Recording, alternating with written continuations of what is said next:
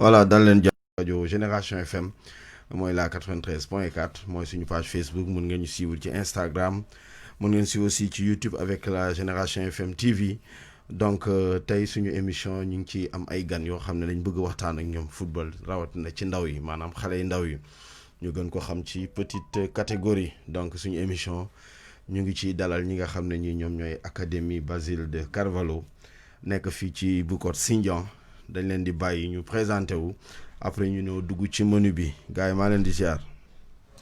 ñu ngi delloo ziar ndaw. ñu ngi lay delloo ziar. na ngeen def. sant yàlla bu baax a baax. naka coono yi. sant yàlla góorgóorlu rek. waaw bëgg nañ ku ci nekk présenté wu wax askan wi yéenay kan balaa ñoo wax menu émission bi. waaw d'abord ñu lay gërëm d'abord. ci invitation bi di gërëm waa Génération FM. ak seen auditeurs yëpp. à travers toute la Casamance. man maa ngi tudd Idrissa Badji mais solo lañ ma xamee. nekk encadreur ci académie Basile de Carvalho. voilà donc di ànd ak sama nawle. je pense que mu ngi fi dina présenté wu. voilà Solo merci beaucoup Moussa di la gërëm ci invitation bi. di nuyu auditeur Génération FM. donc damay présenté wu man la El Hadj Malick Sagna. ñu xamee ma ci Aspria. di adjoint coordonnateur bu académie bi. mais en même temps entraîneur. jërëjëf merci beaucoup. voilà donc mbokk yi samay gan waa académie Basile de Carvalho la ñoom nag dinañ ñëwaat nu mu gën a yaatoo pour xamale leen li nga xam ne mooy académie jàllale xibaar ñu dellu si waat continuer. donc ñu wax leen ci biir émission bi aussi nañ ci am ay gan yu am solo. waaw am na ku nekk ci ligne bi de. waaw nañ ko jël ñu nuyu après ñu continuer. salaamaaleykum. asalaamaaleykum. ñu ngi lay ziar. maaleykum salaam. ñu ngi lay màggal bu wér waay. fii la ëppee. mbaa yaa ngi ci jàmm. alhamdulilah. Génération FM. waaw. 93.4. waaw kooku la borom Touba Mouride. waaw man la Baye Fall si seen xarit. waaw mais Baye Fall borom jiwoog namu naa la. waaye namu naa leen waaye naka la. mais Baye foo réer. waaw ji nga ko maa ngi ci xoolal maa ngi ci tunnel yi laa nekk. non nag yow da ngaa yàgg ci tunnel yi nag kañ ngay génn. waaw xaaral rek saa bëgg a dàq mu dem. corona bi nga bëgg a dàq. bul da wax naa dal da wax taa. saa bi ah. waaw dal da jël taa bi ndax mu dem. d'accord incha allah mais namu nañ la. na ngeen def. ñu ngi sant bu baax a baax. yow la kan. waaw Baye man la Moussa Ndaw waay sama nijaay la tey. Saalum Gambie bi rek ci frontière bi yaa Gambie Baye Saalum. waa gis nga. na ngeen def nag ñu ngi sant bu baax waa ñoo la raw. maa ngi lay bëggee. fii la ëppee kontaan ci yéen ñëpp nag. fii la ëppee. di leen ñaanal jàmm di ñaan jàmm ci réew mi ak àdduna bi yàlla na fi yàlla jëlee korota bi mu dem. amiin waay amiin. waaw defal ñu ko waaw siyaare naa la de. fii la ëppee Baye. ci bon programme ngeen ne déglu. waaw tàggat yaram ñu ngi ci tàggat yaram dégg ñu rek après mën nga duggaat ñu ngi doog a tàmbali. waaw kon baax na nuyul ma ñëpp ñi nga ci xat platé maa ngi leen di siyaare ñoom ñëpp. jaajëf sama jarbaat. merci beaucoup waay sama. ziar nañ la. jërëjëf. voilà kooku muy Baye Cissé suñu Baye Fall suñu fidèle auditeur vraiment ci wàllu tàggat yaram moom daanaka coupe du monde bi ñu nekkee woon fii moo ñu doon gunge chaque jour ak ñoom Nalemp ak ñeneen ñi. voilà donc tey jii nii dañuy waxtaanee li nga xam moom mooy académie Basile de Carvalho muy centre de formation boo xam ne ay xale lay tàggat. def leen dànk rek gars yi yaakamti nañ. voilà donc. WhatsApp bi am na numéro mun ngeen ñu woo si yéen a ngi koy gis mi ngi affiché wu ci 77 439 21 20 pour ñu nekk bitim réew fii mun ngeen ñu woo 33 991 35 35 ngeen dugg ci direct ci rajo bi. wala ngeen suivre ñu ci la page Facebook Génération FM am nañu commencé d'ailleurs di feeñ Aliba Kadia Sonko Dominique Orne mi ngi nuyu.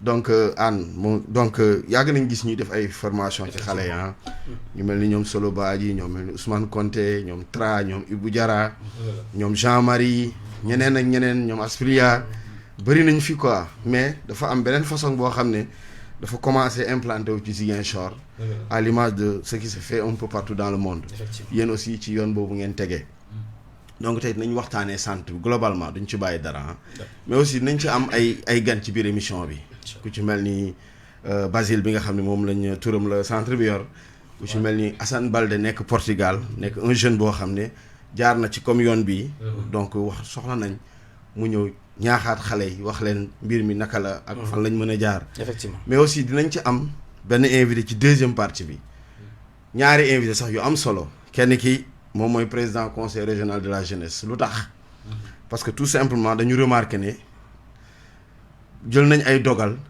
yoreefal mesures yi mais dafa mel ni nit ñi feebar amatul ci dëkk bi boo yaa ngi football chaque jour à tout moment ñi ngi football te loolu mun na gën a yëkkatiwaat feebar bi cas yi ñu ngi yokk ñu ngi ci 100 et quelque tey ñu ngi ci 94 ak ay cas communautaires yu dul jeex donc loolu moom yoon la tey mu ñu waxtaan ak ndaw yooyu leen mais aussi lu am solo mooy suñu hôpital yi daanaka amatul deret gis nañ ci fan yi xale yi Sonko yi dem maye deret ñu koy rafetlu suñu duñu politique nag mais lu jara wax dañ koy wax Effectivement.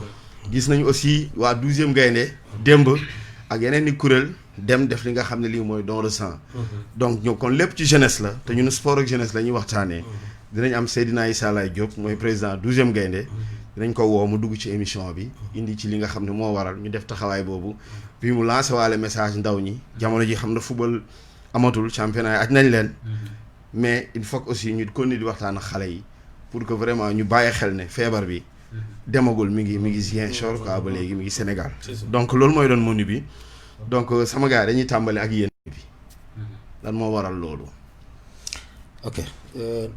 ak kañ ngeen ko samp très bien ndaw maa lay gërëmaat encore. balaa may dugaat ci tontu ci question bi damay njëkk a nuyu passage suñu président bi. mooy le fondateur moom mi nga tudd Basile Salomon Prélat de Carvalho. nuyu aussi le coordonnateur principal muy Cheikh Seye. Genan China. ak Modou John mooy l'intendant. donc gannaaw ñu ñaan ñi fi nekkoon ce sont les trois ak Yuri. excuse-moi le coach principal. Ibou Fati. di ko nuyu Ibou Fati di ko nuyu passage. donc je pense que c'est comme tout jeune footballeur hein, parce que moom Basile c'était un rêve quoi, un rêve de gamin. mosoon na rêvé doon footballeur. donc ça a été yàlla may ko yoon ba mu doxal ba yegg fu mu war a yegg. donc comme moom yàgg na xalaat ni su ma jaar-jaar bi su ma ci paree aussi su ma yàlla may li mu may ba pare dinaa amat aussi xalaat fi ma jógee sama dëkk Casamance. may xale yi un cadre d'épanouissement mooy suñ koy tuddee centre de formation parce que ñun fii comme ni nga waxoon nga ko sànq école de football moo fi baroon. donc soo xoolee c'est des cadre boo xam ne c'est le domaine informel maanaam c'était pas trop médiatisé. structuré c'est pas bien structuré exactement. donc moom dem na ba am xalaat boobu ba am moyens yi en collaboration ak benn xaritam bu tudd Mamadou Ndiaye xam ne woon saluer au passage aussi en Suisse. comme bon donateur aussi.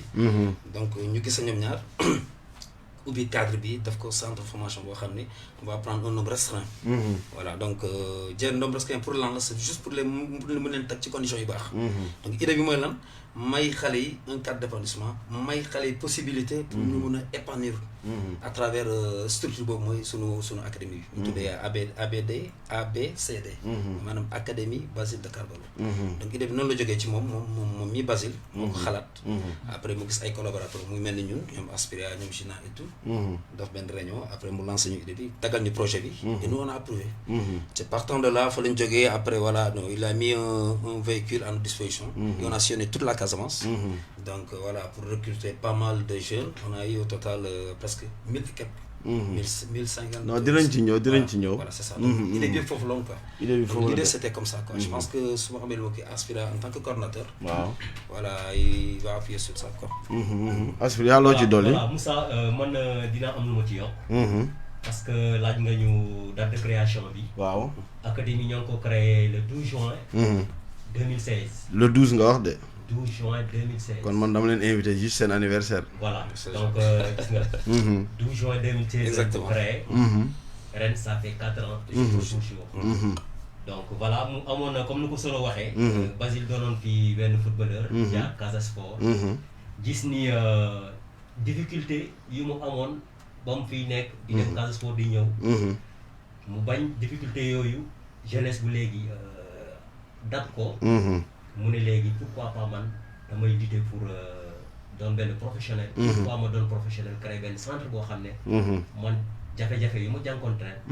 xale yi duñ ko jànkonteel. loolu moo doon idée am. ba ko yàlla maye mu dem doon professionnel. liggéey ba am li mu bëgg. mu xalaat créer centre bi ba mu ko créer nag. jëlul ñeneen ñu dul ay xaritam ñi nga xam ne ñoom la nekkoon Casa Sport. ñi nga xam ne jotuñu am chance dem extérieur.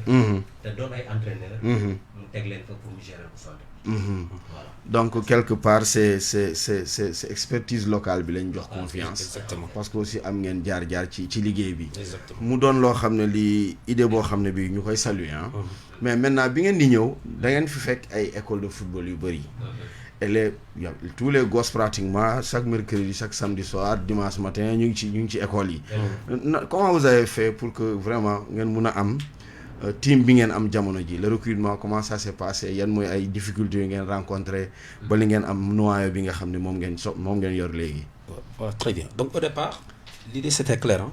Bu mu demee ba taxawal lii. On a démarré d'abord par comme Ziguinchor lañ nekk. On a commencé d'abord par la commune comme ni nga ko waxoon sànq. Il y avait tellement d'écoles de football. On a convoqué comme souvent amical école de football dañu doon am ay réunions hebdomadaires yu ñuy def. Donc dañu leen fekki. ñu étaler projet bi waxtaan ak ñoom. Ce qu'on nous a souhaité c'est chaque école de football. c'est ses meilleurs éléments. Ok. ñu indil ñu ko. étaler au stade Neymar.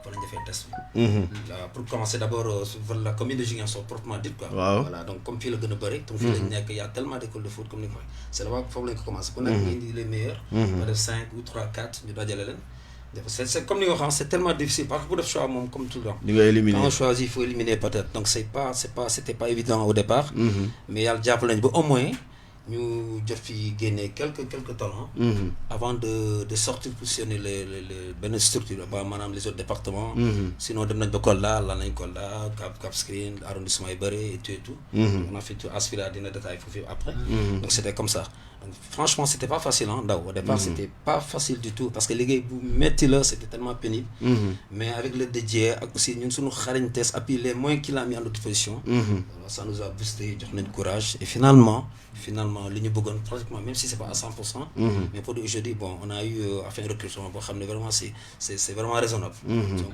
en termes de pourcentage mën nañ def ba 90% de yu ñu bëggoon am nañ ko quoi c'était ça comme nit mënut a matale lépp voilà c'est exactement Aspiri yaa loo ci dolli waaw comme ni ko solo waxee comme fii au niveau de Ziguinchor en fait ñun sax si kuréel googu ñun ñoo ngi ci woon mooy encadreur amical des encadreurs des écoles de football. moo tudd léegi CODEF. CODEF voilà ñu leen di ziar bu baax a baax ci liggéey bi ñuy def. moo tudd CODEF. donc amoon nañ association boobu dañu regroupé woon de ce fait ku nekk amoon na ay jeunes. donc comme ni mu ko waxee dañ leen ne ku nekk nañu andil ses meilleurs. donc meilleurs yooyu ñu andil moo tax ba amuñu jafe-jafe pour trouver pépites yi. donc ci loolu def nañ ci sélection bu baax en collaboration ak ñoom. ñoom dañuy déggante lépp lu ñuy def dañ koy yëg. donc aussi yeneen régions yi aussi yeneen régions yu mel ni Kolda ak yooyu yeneen localités yi. dañ fa amoon ay représentants yi nga xam ne. ñoom dañ leen contacter bala ñoo def test yi ñu jaar fa. waxtaan ak ñoom wax leen suñu projet et tout ñu accordé lañu ko. donc moment bu ñu fay dem et ça s'est très bien passé. kon su ma leen déggee yéen mooy ci seen recrutement vous n'avez pas rencontré pratiquement de difficultés. Pas de gros difficultés. Pas de gros difficultés. Donc ça veut dire que vous avez prôné d'abord le dialogue. Effectivement. mbir mi leer ci bopp nit ñi balaa ñu leen mën a bàyyi. Exactement c'était le discours d'abord. C'était le projet parce que pour mu yomboon si ñun c'était ça. dañu jógoon ku si nekk même après Ziguinchor. waaw on a d'abord fait le tour des autres localités. dem rencontrer présenter le projet d'abord. avant ñu ñëw pour les tests. je pense que loolu moo facilité woon suñu liggéey. c'était ça d'abord voilà donc on a pris le devant et c'était lii moo nekkoon avantage bi. loolu moo nekkoon seen avantage c'était ça l'avantage quoi en fait. waaw loolu am na solo parce que tey jii nii bu ñu demee ba faire bu ñu demee ba am benn structure boo xam ne taxaw na. parce que dañ ko fi doon dégg ay Aspire ay Génération Foot ay jàmbaar ñoo puiser ci suñu terroir. te on avait des talents yoo xam ne vraiment mun nañ toog fii def la fierté de la région. ñu am tey yéen ngeen taxawal lu mel noonu. maintenant bi ngeen defee seen recrutement ngeen am seeni gos. Qu'est-ce que vous avez prôné? Vous êtes en régime interne semi-internat ou bien régime externe la seen modèle ni ngeen di doxee. ok donc ci cadre boobu.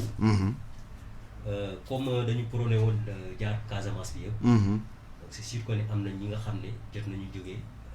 feneen fu dul Ziguinchor waaw. notamment Kafountine ñaar jóge nañ fa Goudomp ñaar jóge nañ fa Thionck Essyl borom centre bi di Basile de Carvalho. dafa préféré loger leen académie ba. donc am nañ benn siège bu nekk bu ko ci ñaaw. donc les 6 d'abord lañ fa loger en attendant dara di xew pour ñeneen ñi mun leen loger. Voilà donc benn partie bi moo ngi interne. waaw beneen bi nekkul interne. ok donc semi interne quoi là. Voilà. Exactement. Comme il a dit, c'est juste pour appuyer Fofou. C'est-à-dire, donc l'Union Européenne, parce que bon, déjà parmi les 18, comme il a si bien dit, 6 étaient de l'extérieur. Donc, c'est vrai que nous avons parents filles, mais est-ce qu'ils vont trouver les mêmes conditions que là-bas? Ok.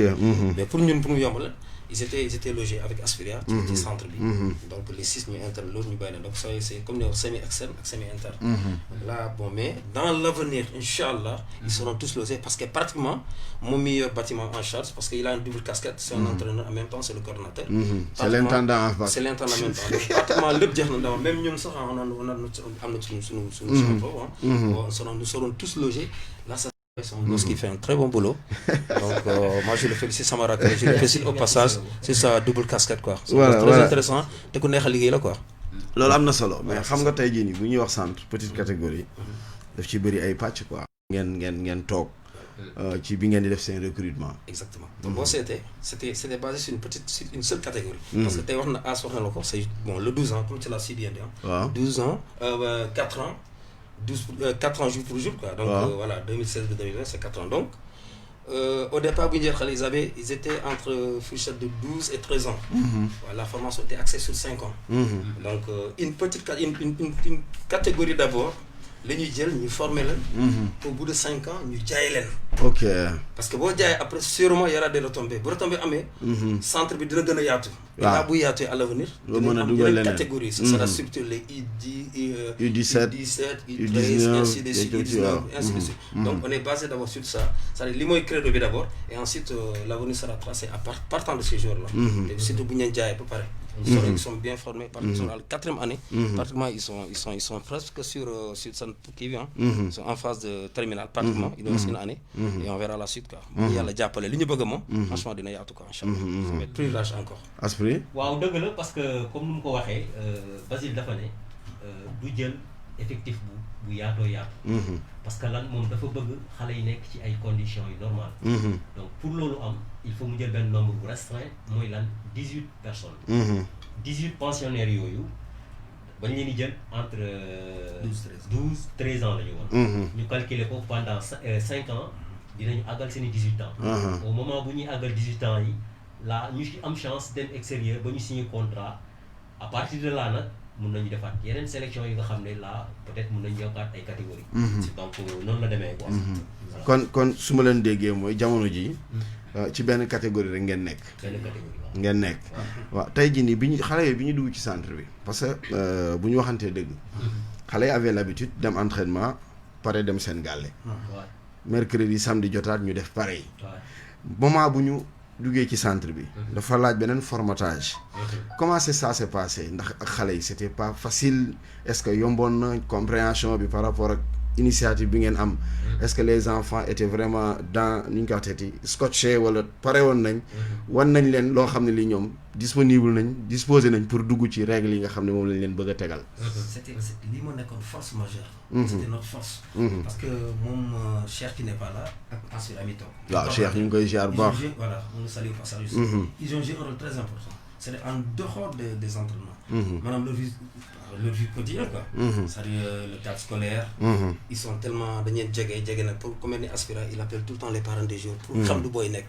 À défaut de déplacement. Pour déplacer Gina il le faisait si Gina n'est pas là c'est As qui le faisait. Su As déplacé rek il a le téléphone pour xam lu booy nekk. Donc ça daf ñu yombal ci lu bëri. Donc tu les évites ci yeneen affaire yi parce que on les a comme li nga ko waxee mercredi après-midi. Samedi après-midi dimanche matin. En dehors c'est difficile pour les contrôler. Mais heureusement que As est là. Il fait un job extraordinaire ci côté boobu. di leen jege di xam ci lu ñu nekk fii nga di jaar def la li baaxul donc ils sont tellement suivis donc le suivi il est permanent je pense que dans ce cas là on est très content sur ça. Donc moo tax booy bu ñëwee da nga xam ni ils ont retenu les leçons c'est le même comportement c'est tout le temps les mêmes qui sont là. Et là c'est déjà bien quoi. waaw loolu am na solo Aspria. waaw ci côté boobu surtout ci côté entraînement yi. Donc comme ni ko Sono di waxee ñoom joué nañ ci ay rôle yu am solo. Parce que booy dañu amoon habitude après les entraînements dem di jouer yiwaat seen i koñ ak yooyu. Exactement. Donc yooyu ba ñu nekkee booy wax nañu ak ñoom. ba habitude yooyu yëpp ñu bàyyi ko. te ci côté entraînement yu jëm ni côté technique ak yooyu. xale yi amoon nañ benn notion bi nga xam ne ci seen école de football yi jël amoon nañ ko fa. donc ñun dañuy def li nga xam ne mooy complété. waaw parce que c'était pas aussi très très très difficile parce que déjà ku jaar école de football. nu mu mënta bon di nga am dara. noo yor donc côté boobu sant nañ ci yàlla bu baax a baax. amoon na aussi beneen côté bi nga xam ne amoon nañ ci tuuti jafe-jafe par rapport ak booy yi. parce que lu jëm ci côté école bi. parce que souvent peut-être ñenn ñi daaw ñu leen contrôle bi dafa doon xaw a manqué. mais comme ñun suñu centre bi. kii di suñu président. waaw affaire de jàng daf ko soxal bu baax a baax. c'est important surtout c'est très important d'ailleurs moom lañ jiital. sport étude bi après sport. donc côté boobu dafa ñu ñaax ne ñu xale yi malgré. du jour entraînement. dee leen ma demal seen i école. dee leen ma surveiller lu ñuy def. seen i devoir seen i lépp dañu ko surveiller. de ce fait dañu dem ba parents yi dañu délégué tâches yooyu. donc ku ci mel ni Cheikh joué na ci rôle bu ama solo wala bala moo dem. parce que il était tout le temps en contact ak parents yi. effectivement ak professeurs yi. ak surveillants yi. moom sax laa gënoon sonal. voilà moo ko romb ne ko mais sa waay sa invitation kañ nga koy jël si. waxoon na ma ko de. barki dama sama ko doon téléphone. dégg la même man keroog rek mi ngi ma koy wax. fi ma la ji. donc ci côté école bi alhamdulilah ba léegi. waaw xale yi jot nañu retenir leçon bi. waaw parce que am na ay pensionnaires yi nga xam ne fii lañ nekkoon. talentueux ba dee. mais seen ñàkk jàng moo tax ñu libéré leen. ok kon yéen da ngeen togoon critère d'études yi ci conditions yi la bokkoon. voilà première condition yi. jàng bi ci la bokk. jàng bi d'abord. jàng bi. d'abord ci la mooy première. pour jox la benn exemple bu patent. waaw un des joueurs il s'appelle Joey. c'est très bon on n'a pas hésité. c'est-à-dire pour montrer à tout le monde que gis ngeen le talent est parti donc n'importe qui peut partir. ça c'est pour mettre la pression à tout le monde. pour le dire que donc on est là le credo c'est sport et études. donc voilà donc je crois que c'était comme ça. donc là on ne l'hésite pas sur ça on n'est pas hésitant voilà on a mis les moyens.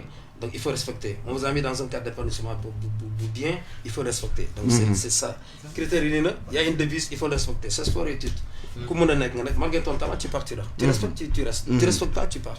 Zoé il est parti et c'était vraiment bon c'était dommage pour tout le monde neexuloon ñu bëre mais bon. c'est le sport c'est comme ça voilà il faut respecter les je pense que c'était comme ça. donc loolu am na solo am ngeen Balla Djiba ci ligne bi coach.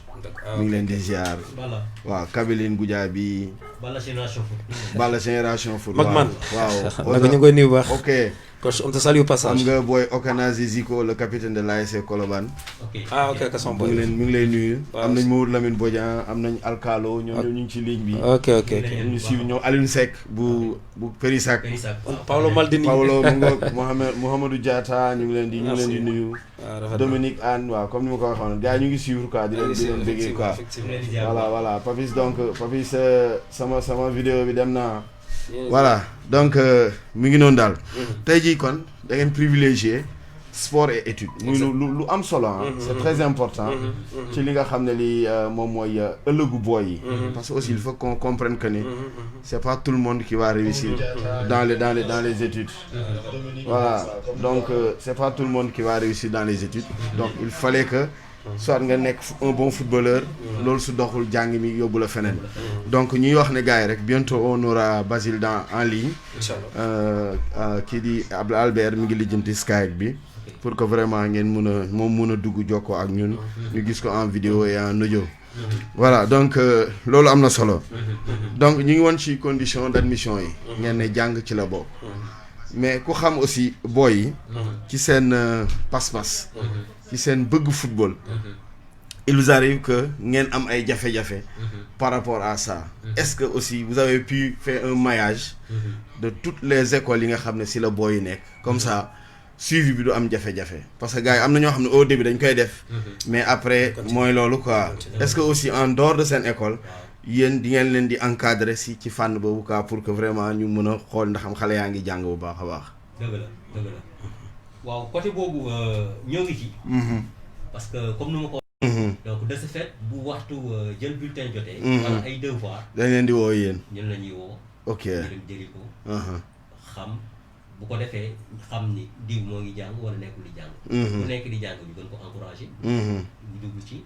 ki nga xam ne moo ngi xaw a wàcc. xool lu ñu ko jàppalee. pour mu wàccaat. voilà. loolu c'est important, c'est très important. gis nga xale lu gën a yomb. waaw c'est-à-dire nax ko yomb na. c'est-à-dire tu le mets dans toutes les conditions. boo ko teree li mu bakko. lii laa bëgg mu góorgóorlu ci.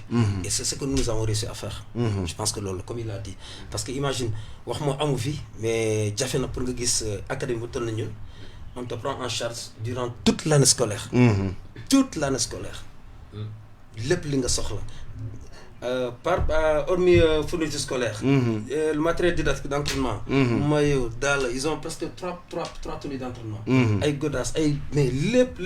Je pense que beaucoup de terrain war na ko mën a bàyyi. lii laa bëgg nga defal monsieur. c'est boo jëlee comme l'exemple de joueur qu'on a libéré. donc je pense que loolu déjà daf impacté na seen biir. seen bopp waaw ils disent que non attends. ils sont prudents par rapport à ça xam ne ku ne mën na dem. gaañ bi moo ñu dàq football te mi ngi nii dem na waaw. kenn dàq ko football il est parti donc ku ne mën na fi jógee. ils sont prudents là-dessus. kon loolu comme li ma wax rek c'est le rôle de Aspiria présentement que Gina doon def Aspiria di ko continuer. man loolu moo gën a ne nous on n'a pas ce temps là franchement man waxuma jot. waaw yow waaw lui par contre il a son bâton de pèlerin. di dox booy di leen woo di xam ci lu nag man ko li nga mën mënuma ko. c'est important li nga mën mënuma ko. mais loolu am na solo je le félicite au passage. am na solo c'est un gosse très compétent et très sérieux. franchement double casquette bi man mënuma ko quoi. ça il faut le remercier franchement. et le président est très content tout le monde est content sur lui et c'est un gosse très bien. waaw loolu am na solo c'est une motivation de plus par rapport ak ki nga xam ne kii mooy def dara reconnaître le travail de quelqu'un. exactement ça le pousse à se surpasser c'est important. donc parce que li may wax rek moo am solo. kenn ñàkkul fayda nit ki da nga koy faydaal rek jox ko ci gëddëm nga bàyyi ko mu demal boppam et c'est important donc ñuy fàttali ñu ngi académie Basile de Carvalho muy benn kuréel boo xam ne mi ngi fi di tàggat ay ndaw ci wàllu tàggat yaram comme nu ñu koy defee feneen ci Sénégal lu ci mel ni Génération Foot lu ci mel ni Jàmbaar Aspire yeneen centre yi nga xam ne Oslo ñeneen ñi nga xam ne ñu ngi Sénégal léegi yéen bi ngeen sànceeg loolu seen centre ba léegi est-ce que amul ñu leen di teg bët bëgg a jël seen yeeni xale.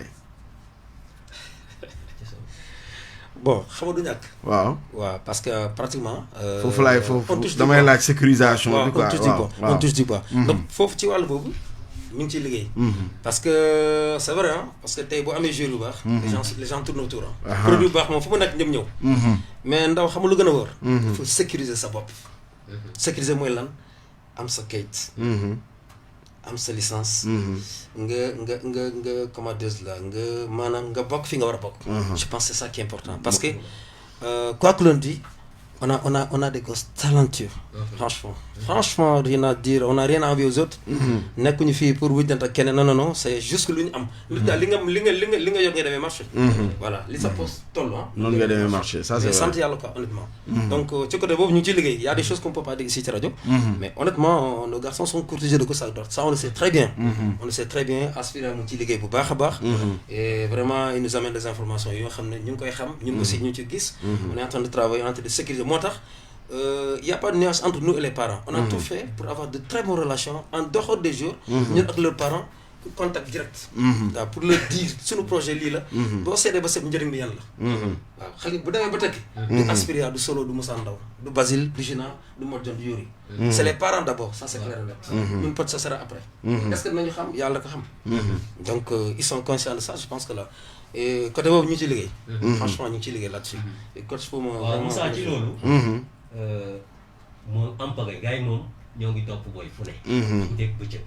chaque jour benn jour wooñu wala benn parent wooñu ne ñu am na ñu fi ñëwoon. de l'extérieur ngir xale bi. waaw.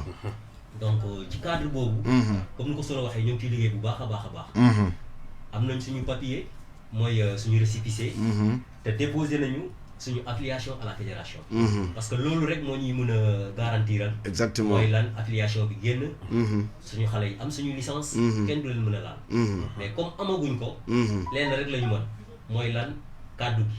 kàddu bu ñuy dem waxtaan ak parents yi. moo tax ñu nag parents yi am nañ benn affinité bi nga xam ne comme xas nañ ba depuis 4 ans ba fii parents yëpp assuré nañ ñu. ni xale yi seen loxo lañ nekk xale yi seen xale lañ. donc ñëw.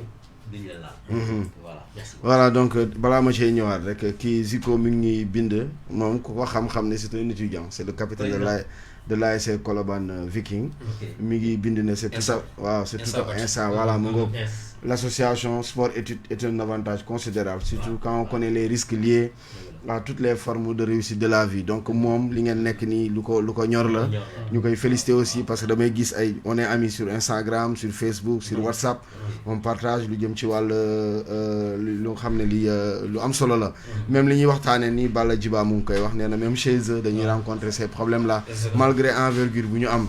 Donc da nga wax sànq nii lu am solo parce que dafa am benn suñu góor ñu doon wooyee Papa Daouda Badji président ligue bi yaakaar naa bokk naa ci ñi ko mujjee interview final championnat régional mu wax ma lu am solo mu ne ma Moussa parents yi nañu yeewu nit du mu jógee fële ne la damaa bëgg a dimbale sa doom bi sa doom di raam di suq ci football di daal di ko tëb am nañ ci ñu loxo ñu mu nekkoon donc ki ñëw naa la dama la bëgg a dimbale sa doom dimbaliwul sa doom boppam lay dimbalee donc soo amee sa doom ku wóor nga jox ko bàyyi ko te topp ko bi moo tax bi ngeen dema vous êtes en contact permanent avec les parents c'est important là ne vous avez pas raté le coche c'est important parce que discours bi yëpp foofu la voilà c'est important très important donc am nañ base sur la ligne am nañ Basile d'accord mi ngi noonu Albert mën nañ ko jël présent voilà président ñu ngi lay ziar Moussa naka moom sant yàlla yaa ngi si jàmm alhamdulilah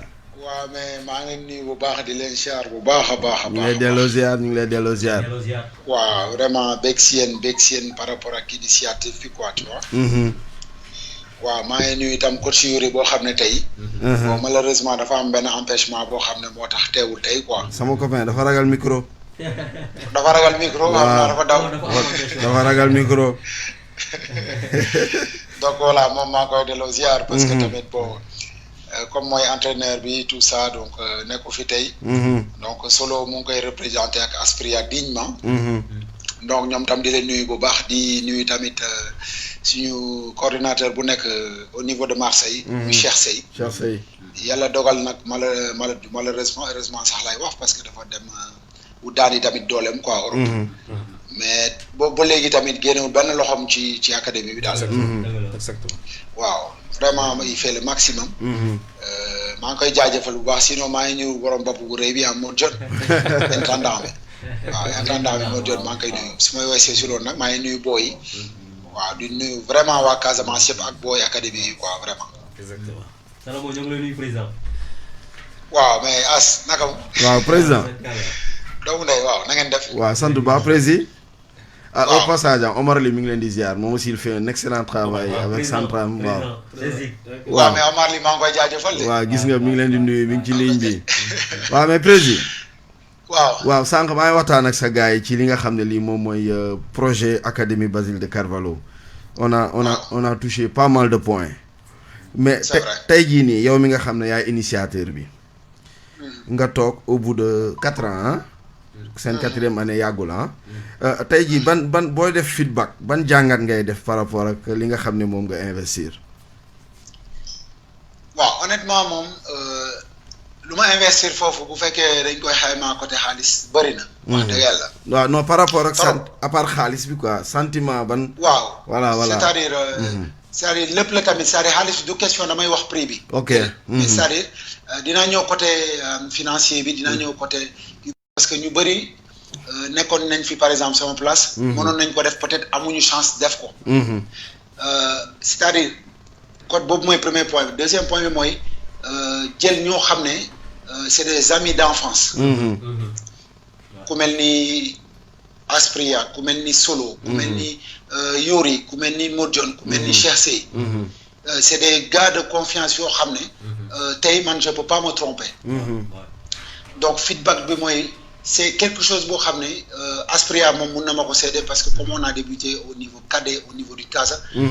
dañu ne woon entre man moom Cakar. Ziga. Sidi Keita on avait toujours dit que bu ñu réussir ci football. on va créer quelque chose à Ziguinchor on l'a toujours dit. ensemble. bon yàlla nag mooy dogal malheureusement bon Aspria ça a été l'un des meilleurs joueurs de notre génération un attaquant extraordinaire. il avait un problème malheureusement de genou. yàlla maye ko mu réussir. donc tey peut-être soo jëlee ñun suñu génération bi mun naa ne man maay malgré que j'étais pas le meilleur joueur mais tey man la yàlla def nga xam ne mun naa représenter footballeur professionnel boo xam ne rêvé naa ko te vivre naa ko. donc rêve boobu nga xam ne ñun dañ ko amoon ensemble bu ñu nekkoon Cadre Casa temps yooyu ñoom Diatta doon ñu entraîné ñoom Ramos doon ñu entraîné. dañuy dox depuis Kobiten. ma jël Aspria seen kër ñu dem entraînement Casa. ñibbisi waat ma jaaraat seen koñ. ñibbisi même dimanche Casa bu amul match on jouait ensemble. donc rêve boobu ñu amoon noonu. donc man maa ko mënoon vraiment concrétiser à travers. peut-être suma image à travers peut-être moyens yu ma amoon.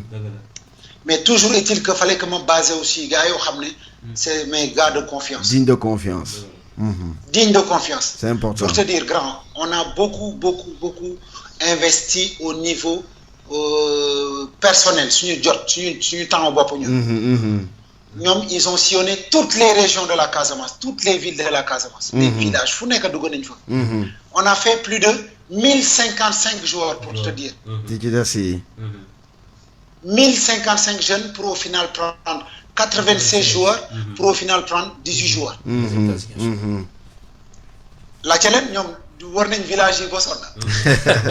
non xam naa dara parce que solo ma météo courant. Voilà. donc on a voulu mettre en avant le talent du football casamançais. D'abord waaw. C'était le talent qui primait. D'abord après le talent donc c'est aussi au niveau scolaire.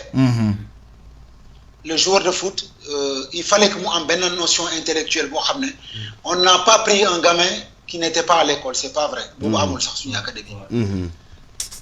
donc l'école boo xoolee boo jëlee suñu logo bi c'est le livre. le ballon de foot. ceeb yi mooy rizières yi quoi. comme man ñun ñëpp suñu maam yi joolaa lañ fi man voilà je suis aussi. dama njaxas ba nga xam ne maamu jaago la am ak maamu joolaa. voilà donc du coup. ceeb bi dama imposer impérativement que suñu logo bi mu am ceeb. parce que la Casamance aussi c'est le riz. C'est le riz, franchement. donc boo xoolee suñu logo bi c'est quelque chose boo xam ne ça a été vraiment bien pensé. Le ballon de foot le livre le riz. la date de création. 2016. le nom ABDC. de l'académie. de l'académie. C'est ça qui symbolise la Casamance, la verdure, la souffrance aussi de la population aussi quoi il faut le prendre en compte. mais Basile. waaw mun naa la laaj benn question. waaw vas-y. C'est vrai que c'est important de que l'enfant puisse aller à l'école. Mais il y a eu des enfants qui étaient dans le système par des contraintes familiales, sociales. Ils n'ont pas réussi dans les... C'est pas parce qu'ils n'étaient pas intelligents, mais amuñu woon ku leen dimbali. tey sa gosse là s'il a du talent est-ce que xalaat nañ académie bi dem ba di wutal booyoo ñu leen di jàngal pour remettre leen dans les circuits pour ngeen mën leen utiliser. Très bien, bonne question. waaw loolu yëpp c'était au départ c'était des choses yoo xam ne. bu ñuy commencer académie bi c'était pensé honnêtement je vais pas te le cacher. avec Cheikh Sey on avait mis en place par exemple demoon nañ sax ba ñu interroger quelques professeurs au niveau de Ziguinchor pour les cours particuliers les mercredis et les vendredis pour les gamins. Mais le problème qui s'est posé, c'est que vous me commencez à tabac académie bi. Quand on a commencé d'abord les tests et après, en fait, l'académie n'était pas finie. Wow. Donc, comme on avait commencé la rénovation du bâtiment, tout ça, ça a pris beaucoup de temps. Muy solo, muy aspiré, et xamnañ li may wax c'est-à-dire instant bi nii académie bi nii tey mun nañ ne quasiment ça va finir complètement janvier 2020 bi ñu nekk nii. Ok, 2000. Parce que là, on a attaqué. 2021 quoi. 2020. 2020 c'est fini. Il y a plus amatuñu benn travaux boo xam ne. ok ci académie moom lañ fay def. ok parce que lan moo ñu manqué c'est juste mooy lal superposé quoi mooy booy fu ñu war a. ok fu ñu war a tëdd.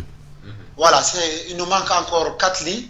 plus table yoo xam ne mooy table à manger. manger yi waaw. là où les jeunes ils doivent manger. réfectoire bi. réfectoire bi. au niveau de la salle à manger. effectivement waaw. Donc tout ça c'est fini quoi, ça a fini bon si loolu lañ nekk nii chaque fin du mois on achète pour compléter mais sur les prochaines années yoo xam ne peut-être pas génération bi parce que ça me paraît plus compliqué. Effectivement. Mais la future génération boo xam ne ça va venir par exemple on va dire 2022 2023 wala 2021 2022 on sait pas encore. kañ la ñuy décider pour def une nouvelle génération. génération boobu noonu effectivement par exemple bu fekkee on voit que y a un gamin boo xam ne il est en difficulté parce qu'il y a beaucoup de parents des fois mun ñu financer côté étude bi. ñun on va mettre des partenariats en place yoo xam ne on va voir des jeunes professeurs. Moi j'ai des amis à Ziguinchor yoo xam ne ils sont devenus professeurs on était dans la même classe. Ils peuvent venir aider donner un coup de main mais du xaalis bi dañuy jiital c'est-à-dire c'est juste un côté bénévolat. waaw. c'est possible. c'est possible parce que ñun c'est plus du bénévolat à l'académie. Effectivement. ñi ngi noonu toog je ne paye personne. Effectivement. parce que mënuma ko parce que ça coûte déjà trop cher. donc ñoom suñu fa nekkee tamit seen jom moo leen fa téye ak surtout suma relation entre man ak ñoom. donc ça il faut le dire haut et fort. c'est important. c'est important. ils ont investi de leur propre personne beaucoup de temps. dem nañu sax ba académie ñu ne on va peut-être créer des partenariats bu fekkee am na joueurs yoo xam ne c'est-à-dire école bi ils sont pas très intelligents mënuñu si réussir. waaw nañ leen def ñu commencer ay formations. au niveau mécanique. au niveau menuiserie. waaw yoo xam ne dañuy football di def formation mécanique. les deux côtés. c'est important. c'est très important. C'est important. mais voilà mais lépp loo gis tamit c'est des moyens comme on avait dit bu ñuy commencer académie 2007 c'était un projet sur 5 ans pour la première génération. La première génération là va arriver à maturité dans 1 an. Donc c'est cette génération là qui va nous permettre que ñun notre futur ñoom ñoo koy assurer. ñooy précurseurs yi quoi.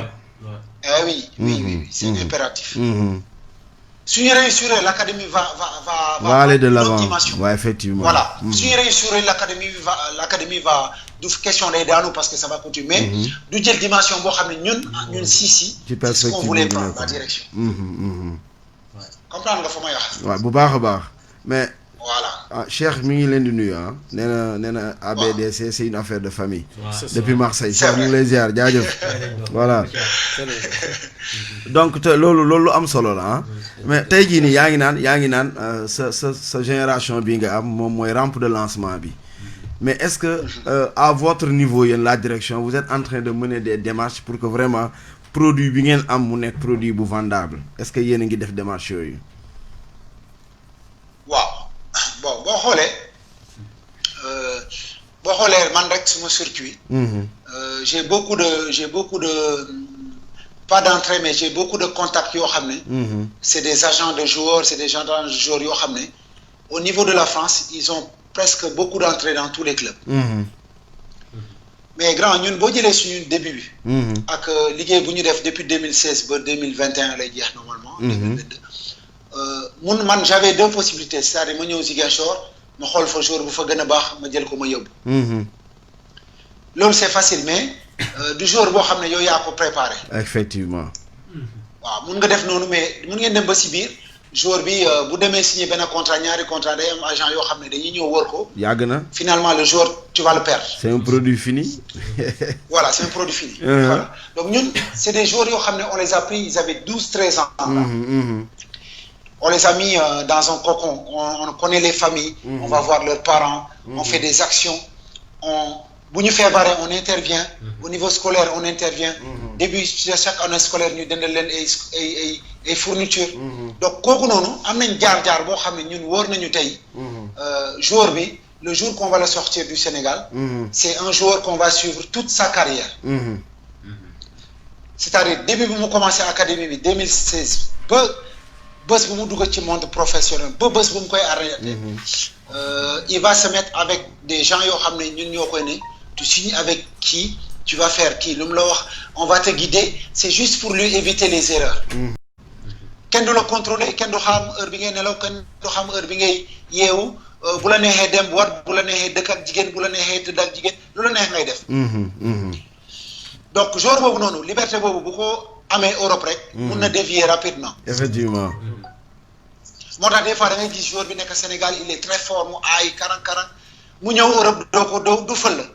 gars yi dañuy comprendre lan moo tax du fël. c'est-à-dire style de vie bi c'est pas pareil avec chez nous. ñun suñ dëkk ba Ziguinchor jamono yi ma doon jouer Casa 8 heures si guddi mënuma fekk ci biti. munoo dox ba nga ne gis naa Basile 21 heures wala gis naa Aspria 22 heures mi ngi ànd ak benn gel wala tey dafa amoon soirée dem na si soirée bi. musul am. non bu baax a baax parce que coach la. coach la. ma nettali la benn anecdote. waaw 2006. bi ñu créé suñu équipe vétéran. jaata maa ngi joué. ñu daje école xam nga mu ngi woon David Carvalho. su mu romb nuyu ma. waaw mun ko mais monsieur Diatta tey lan la mu ne ma non yow lañ ñu yàpp pourquoi tu vas jouer en vétéran ma ne ko mais xale bu daw man du vétéran la j'ai 34 ans peut-être que yaram bi moo nangu rek je te jure mu ne ma non da ngay foog da nga war a ñëw jouer waaw donc dafa bëggoon sportif waa grand boobu non il aime bien les sportifs grand te Effectivement. kooku xol bi dara nekk fa quoi c'est vrai boo laajtee ñoom solo Aspria dama doon jógee suñu koñ le dimanche ak ñoom Babene Malama Salé Diaye xam nañ ko 6 heures du matin laay jógee jël leen on allait s'entraîner école Lindiane pour te dire ce qu'il a fait sur moi c'est énorme quoi effectivement donc y a quelqu'un qui pose une question tey su ma dégloo sa wax mooy l'académie de Basile mooy première génération bii nii su fekkee seen affiliation mat na vous allez compétir su affiliation bi matul vous visez faire tout pour que les gosses puissent aller à l'extérieur moom la waa ji di laaj centre bi exactement ndaxam pour palmarès ngeen bëgg wala juste nekk benn cadre boo xam da ngeen di former pour mën a vendre permettre socialement aussi que booy réussir. alors question boobu dinaa si faral tontu c'est-à-dire notre objectif principal c'est de former des hommes. c'est ça c'est tout. Notre principal objectif c'est que c'est pas forcément former joueur de foot. Parce que carrière bi à 34-35 ans c'est fini. Donc après il te reste peut-être encore benn 40 ans de vie boo xam ne. Tu dois le parcourir en tant qu'homme, en tant qu'homme au foyer, en tant que chef de famille. Voilà, yeah. Père de famille. On est d'accord. Donc ñun le fait que joueur bi il a une éducation, il a une formation, le côté football c'est un plus. C'est un plus boo xam ne c'est un facteur X parce que tey bu ñu jëlee les 18 joueurs de l'académie. ñoom 18 yi yëpp mënuñu ñëw Europe c'est pas possible. dëgg la. loolu ku la ko wax da lay nax. donc si 18 yooyu tamit mun nañ ne peut-être kenn mun nañ si réussir si 18 yooyu mun nañ ne kenn du si réussir parce que dafa doy waar. c'est très complexe donc ñun la première priorité c'est l'éducation après l'éducation effectivement c'est la formation aspiré wuñu pour nekk un club. boo xam ne. day nekk comme au niveau du Casa non on est très différent ñun c'est la formation des joueurs on forme les joueurs 18 ans 19 ans bu am possibilité il est très fort wane na dara ñu jàppale ko il continue sa carrière en Europe il peut pas aussi dinañ ko proposer beneen tremplin boo xam ne c'est-à-dire au niveau des clubs de première division au Sénégal on va mettre un partenariat en place yoo xam ne joueur bi mun na fa d'abord commencer au final war na fa mun a am peut-être yoon pour mu dem Europe tamit parce que première porte bi pour les plus forts c'est mun nañu am possibilité dem Europe ça c'est la première porte deuxième porte bi le joueur motagul c'est-à-dire amagul maturité bu ñu bëgg mun nañ ko yóbbu ci benn club première division au niveau du Sénégal mu continuer fa di fa jouer le temps que muy préparé wu mu jógee foofu c'est très important man tey su ma jëlee au niveau de la France centre de formation yi il y a peut-être 2 sur 100 gamins boo xam ne ils signent professionnels 2 joueurs ah j'ai pas compris am na non c'est beneen son bi la woon ah d'accord voilà Moussa ma ne boo jëlee tey centre de formation yi t'as 2 joueurs sur 100 joueurs yoo xam ne dañuy dugg centre de formation ils signent professionnels 2 joueurs sur 100 imaginez ñun on a 18 joueurs. nga am 2 sur 18. ah oui. C'est formation. Préparer les joueurs yoo xam ne ils ont une formation. S'ils sont bons ils intègrent les clubs professionnels en France. S'ils sont bons et bons dinañ def tout pour que xam ne au niveau du Sénégal tamit bon dinañ continuer foofu seen carrière donc ils pourront jouer à un super niveau au Sénégal hein. Ça c'est sûr il y a aucun doute. Aucun doute. waaw léegi président. On a le journal dans 2 minutes hein. D'accord. Mais juste après dañuy jëwaat en direct dans l'émission parce que on a aussi d'autres invités qui vont intervenir. Super waaw. Voilà donc on se capte ci kanam. waaw mais sinon tamit mun naa bàyyi gars yi yekkali. waaw bàyyi gars yi jekkali. waaw gaa ngi fi. dañ ko matal. gars yi dañ jekkali rek. incha allah waaw ñoo fa kontaan nañ. on est là on va vous représenter présent y a pas de problème. Voilà merci beaucoup waa jeex na parce que je suis dama jàpp quoi après dafa am lu may. voilà c'est bon noonu la amul benn problème yaa am parce que am na beneen question yoo xam ne gars yi ñu ngi koy laaj. commencé nga ko junj mais xam naa gars yi nañ ci tontu. incha allah non gars yi nañ ko gérer amul problème. d'accord président merci beaucoup. jaajëf merci beaucoup. jaajëf merci donc voilà nuyu naa leen. jaajëf on avait en ligne Basile de Carvalho depuis la France. mu ngi Louancuso je crois bien.